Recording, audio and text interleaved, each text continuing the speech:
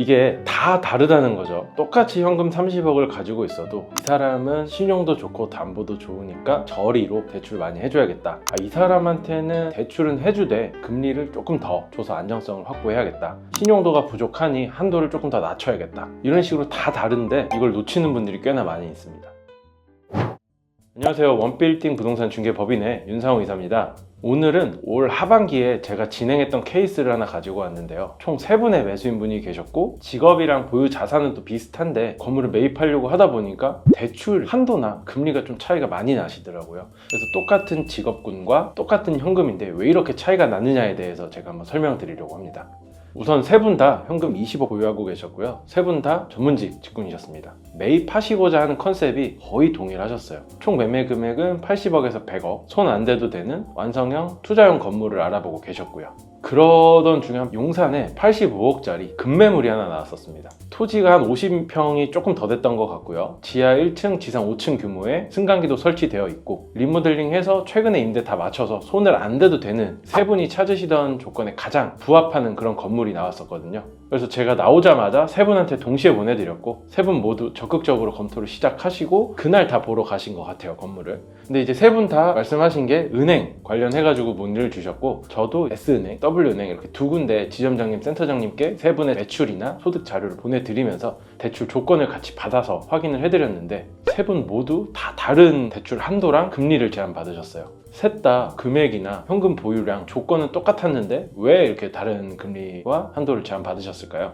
일단 이 3분의 공통점은 같습니다. ABC 대표님 모두 현금 20억 보유하고 계셨고 현재 사업장을 각각 운영하고 계셨었고요. 3분 모두 연소득 10억에서 한 12억 사이 왔다 갔다 하셨던 것 같아요. 그리고 법인으로 건물 매입하려고 준비 중이셨고 계약금은 충분히 법인에 또는 개인으로 가지고 있는 상태였습니다. 근데 차이점이 있었는데요. 법인을 설립해 놨냐 안 해놨냐, 지금 현재 제공할 수 있는 공동담보가 있냐 없냐, 이 차이 때문에 대출 한도랑 금리가 많이 차이 나더라고요. 일단 A 대표님 같은 경우에는 2025년 상반기에 법인을 하나 설립은 해두셨어요. 올 상반기에 만든 법인이다 보니까 이렇다 할 만한 매출이 없었고 매출을 만들어 두셨어도 월 한 100에서 한 200 정도. 근데 이게 은행에서 판단하기에는 좋은 조건의 법인은 아니었을 거예요. 대신에 이제 A 대표님 같은 경우에는 강남에 대출 거의 끼지 않은 자가가 하나 있으셨어요. 아파트가 똘똘한 한 채 가지고 계셨기 때문에 공동담보로 제공을 하셔서 한도나 금리를 제안받으셨는데 한도는 거의 매매가 기준으로 해서 85% 정도 제안을 받으셨고 금리는 3% 중후반대를 제안받으셨어요.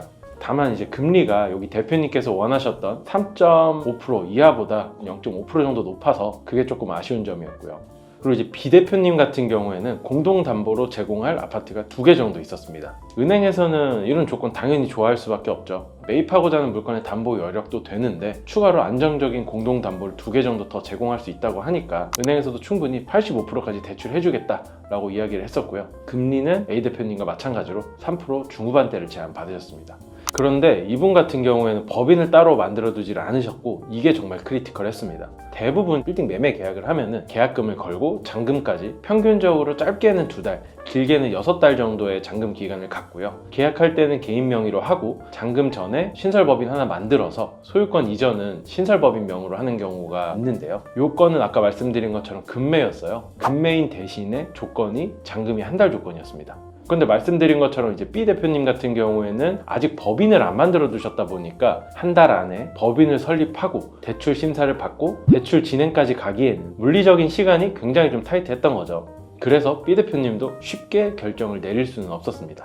그리고 마지막 C 대표님, 여기 대표님은 오히려 법인을 만들어 두신 지가 꽤나 됐어요. 한 3년, 4년? 물론 실제로 운영하는 법인은 아닌데 미리 매출을 조금 만들어 두셔서 은행에서 시스템이 판단을 하기에는 법인의 신용도가 꽤나 좋게 나올 수밖에 없게끔 구조를 짜두신 거죠. 이게 임대업이 아니라 마케팅이나 컨설팅으로 매출을 만들어 두셨기 때문에 은행에서는 임대법인이 아니라 임대업 외의 법인으로 판단을 해서 은행에서 제안받았을 때 금리를 아마 제일 좋게 정말 잘하면 2% 후반대까지도 해줄 수 있다라는 제안을 받았는데요. 여기 대표님은 단점이 공동담보를 제공하지 못하셨어요. 충북에서 사업체 운영하시는 분이신데 아무래도 사업체 주소지가 충북이다 보니까 아파트를 충북에 보유하고 계셨고 그 아파트가 담보 여력이 조금 부족했던 거죠. 그래서 은행이 판단하기에 표면상 재무제표나 이런 건 다 좋았는데 아무래도 공동담보로 제공할 수 있는 여력이 부족하다 보니까 은행에서는 조금 어려울 것 같다. 한 70% 정도가 최대치일 것 같다 라고 얘기를 해서 시 대표님도 결국에는 해당 건물을 매입하지 못하셨습니다. 이렇게 같은 현금을 가지고 같은 직군에 계시는 대표님들도 초반에 어떻게 세팅을 해놓냐에 따라서 한도와 금리가 굉장히 달라질 수 있거든요. 또한 급매물 같은 경우에는 정말 시간적으로 촉박한 경우가 굉장히 많습니다. 싸기 때문에 잔금 기간을 짧게 원하는 경우가 많이 있어서 미리 준비를 해 두셨더라면 짧은 시간 안에 마무리를 할 수 있었겠지만 그렇지 못하셨던 분들은 싸게 나온 급매를 잡지 못하는 경우가 발생할 수 있는 거죠. 대부분의 대표님들이 건물을 매입하실 때 비용에 대한 리스크 때문에 법인을 따로 안 만들어 놓으시는 경우가 많이 있으세요. 물론 이제 일반적인 매매 계약에서는 계약하고 잔금 전까지 한 3에서 6개월 정도 여유가 있으니까 상관이 없는데 지금처럼 100억 이하의 완성형 건물 이런 게 인기가 정말 많거든요. 제가 최근에 매수인분들 미팅을 하다 보면은 대부분 다 이런 건물들을 찾으세요. 그 중에 한 80% 정도는 이제 막 알아보는 단계, 그리고 20%는 이미 모든 준비가 다 되어 있어서 급매물 나오면 내가 바로 계약금 쏠 수 있다 할 정도로 준비되신 분들이 많은데 이런 경쟁에서 건물을 매입하시려면 미리 준비해서 바로 매입하시길 추천드립니다. 오늘 내용이 도움이 되셨다면 구독과 좋아요 그리고 알람 설정까지 부탁드리고요. 아까 말씀드린 용산의 85억짜리 급매처럼 정말 급매물이 종종 가끔 튀어나옵니다. 이런 물건들을 제일 빨리 받아보고 싶으신 분들은 고정 댓글에 있는 연락처나 더보기란에 있는 연락처로 문의 주시면 좋은 물건 나오면 바로바로 보내드리도록 하겠습니다. 감사합니다.